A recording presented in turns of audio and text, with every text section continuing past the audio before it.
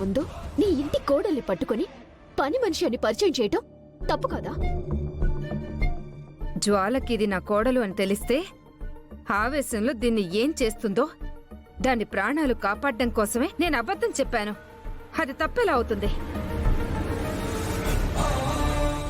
మీరు నమ్ముతున్నారంటే మీ దగ్గర కారణాలుండొచ్చు, కానీ నిజాలేంటో మాకు తెలుసు శారదాదేవి గారు.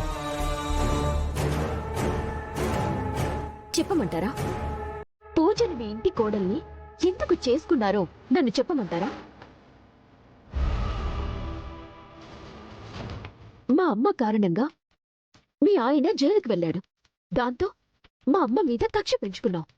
ఆవిడ మీద పగ సాధించడం కుదరక ఆవిడ చనిపోయేసరికి ఆ పగని మా పూజ మీద తీర్చుకోవాలనుకున్నాం. అప్పుడు ఏం జరిగింది? మీ ఆయన ఎందుకు అత్తయ్య జైల్లో పెట్టాల్సి వచ్చింది? ఆ తరువాత అత్తయ్య మీద పగ తీర్చుకోవడానికి మీరు ఏం చేశారో అన్ని వివరాలు తెలుసు.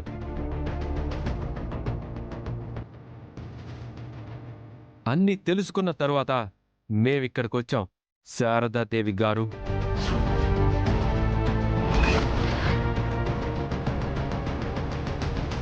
ఇప్పుడు చెప్పవే, నీ మొగుడు తప్పు చేశాడు. బాధ్యత గల ఏ పోలీస్ ఆఫీసర్ అయినా చేసే పని వాళ్ళమ్మ సూర్యకాంతం కూడా చేసింది. దాన్ని మనసులో పెట్టుకుని ఈ పిల్లల్ని సాధించాలని చూస్తావా?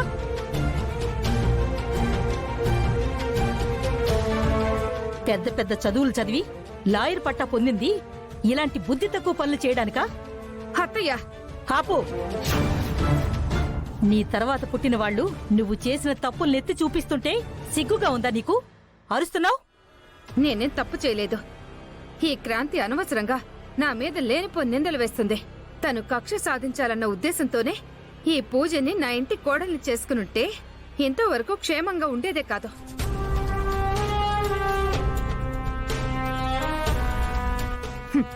అబద్ధాలు చెప్పటం వీళ్ళకి అలవాటు, మోసాలు చేయటం కూడా అలవాటే. అందుకే ఇక్కడికి రావద్దని చెప్పినా వేషం మార్చి ఇలా వచ్చి నన్ను మోసం చేశారు. మగాడి రూపంలో వచ్చింది క్రాంతి అన్న విషయం తెలిసి కూడా ఇది నాతో చెప్పకుండా నన్ను మోసం చేసింది. ఇలాంటి కోడలు నాకు అవసరం లేదు.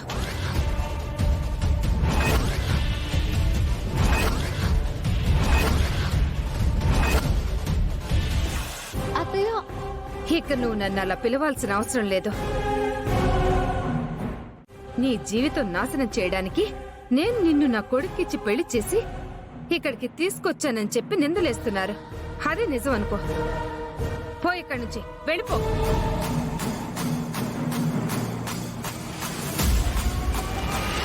ఆ మాట చెప్పాల్సింది మీరు కాదండి, మీ అబ్బాయి. అది కాదండి, మీ అబ్బాయి ముందు మిమ్మల్ని నిలదీసి అప్పుడే చెప్పొచ్చు, కానీ ఎందుకు చెప్పలేదనుకుంటున్నారు? అమ్మగా మిమ్మల్ని మీ అబ్బాయి చాలా గౌరవిస్తాడు. మీ మనస్తత్వం, మీ కుట్రలన్నీ తెలిస్తే మీ మీదున్న గౌరవం పోతుంది.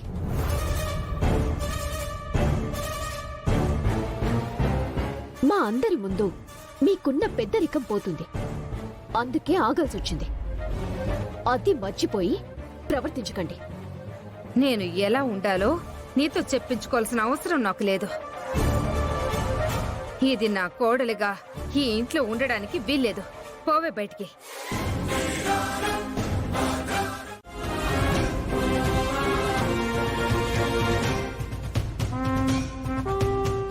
ఏమైందమ్మా?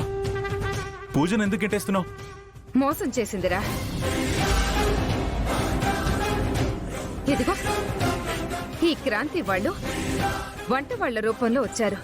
క్రాంతి వచ్చిందని తెలిసి కూడా నాకు చెప్పకుండా దాచిపెట్టింది. సొంత చెల్లెల్ని అంత రహస్యంగా కలవాల్సిన అవసరమేముంది?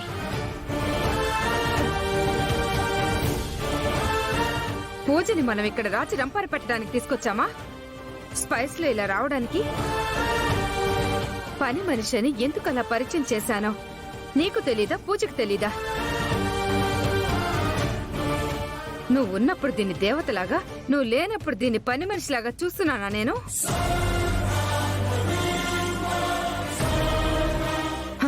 ఇద్దరికి పెళ్లి జరిగిందని తెలిస్తే ఆవేశంలో జ్వాల పూజని ఏమైనా చేస్తుందేమోనన్న భయంతోనే కదా అబద్ధం చెప్పాను. ఏదో కావాలని చేసినట్టు దీన్ని రాచి రంపాన పెడుతున్నట్టు మాట్లాడుతున్నారు వీళ్ళు. తెలివిగా మాట్లాడుతున్నాను అనుకోకు శారదా. పూర్తిగా మీకేం తెలియకుండా మాట్లాడకండి అత్తయ్య. అన్నీ తెలిసి ఇప్పుడు నువ్వు చెప్తుందేంటమ్మా? అది కాదురా, వీళ్ళు మనల్ని మోసం చేశారు. ఏం మోసం చేశారమ్మా? ఎన్నో సంవత్సరాలుగా ఒకరి కోసం ఒకరు ఎవరో తెలియకుండా వెతుక్కుంటూ బ్రతికారు. తీరా ఇద్దరు అక్కా చెల్లెళ్ళన్న విషయం తెలిసేసరికి మనకున్న కారణాలు పరిస్థితుల రీత్యా ఇద్దరిని విడదీసి పూజని ఇక్కడికి తీసుకొచ్చాం. వాళ్ళిద్దరినీ మనమే దూరం చేశాం. ఇంతకాలానికి తన సొంత అక్కతో కలిసి ఉండాలనే అభిప్రాయం క్రాంతికుండదా?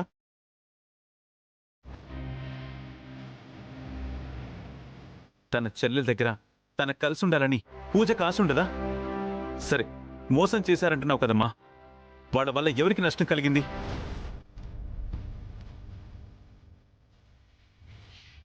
క్రాంతి ఇక్కడ ఉండడం వల్లే ఆ జ్వాలాని చాలా వరకు కంట్రోల్ చేయగలిగింది. లేకపోతే తన శాడిజాన్ని నువ్వు ఆపగలవా, నేను ఆపగలనా?